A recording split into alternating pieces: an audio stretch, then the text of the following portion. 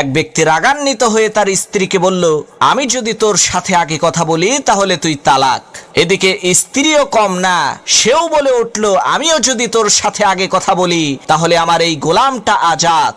এভাবে দীর্ঘদিন অতিবাহিত হয়ে গেল, কেউ কারোর সাথে কথা বলে না। এদিকে সংসার অচল হয়ে পড়ল। তখন সেই লোকটি বড় বড় আলেমদের কাছে যেয়ে বলতে লাগলো, হুজুর আমাকে বাঁচান, আমি যদি আমার স্ত্রীর সাথে আগে কথা বলি তাহলে আমার স্ত্রী তালাক হয়ে যাবে।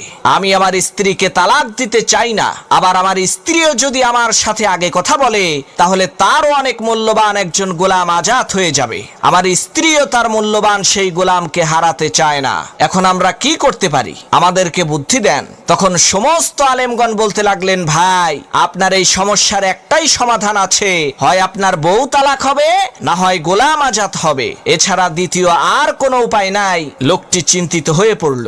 এক পর্যায়ে সেই লোকটি ইমামে আজম ইমাম আবু হানিফা রাহমাতুল্লাহি আলাইহির সাথে দেখা করলো। ইমাম আবু হানিফা রাহমাতুল্লাহি আলাইহি তাকে বললেন, তুমি তোমার স্ত্রীর সাথে আগে কথা বলো, তোমার স্ত্রী তালাক হবে না। ইমাম আবু হানিফার এই কথা শুনে অন্যান্য আলেমগণ বলতে লাগলেন, হুজুর আপনি এত বড় মাপের মানুষ হয়ে এই রকমের নীতিজ্ঞানহীন উল্টাপাল্টা ফতোয়া কিভাবে দিতে পারলেন? তখন ইমাম আবু হানিফা রাহমাতুল্লাহি আলাইহি বললেন, ভাইয়েরা আমার, আপনারা শোনেন, এই লোকটি যখন তার স্ত্রীকে বলেছে, আমি যদি তোমার সাথে আগে কথা বলি তাহলে তুমি তালাক, লোকটি তখন একেবারে চুপ হয়ে গেছে। আর তখন থেকে এই শর্ত কিন্তু চালু হয়ে গেছে। এদিকে লোকটি চুপ হয়ে যাওয়ার পর তার স্ত্রী বলেছে, আমি যদি আগে কথা বলি তাহলে আমার গোলামটা আজাদ। ভাইরা আমার, আপনারা কি লক্ষ্য করেছেন, লোকটা চুপ হয়ে যাওয়ার পরেই কিন্তু তার স্ত্রী তার সাথে কথা বলেছে।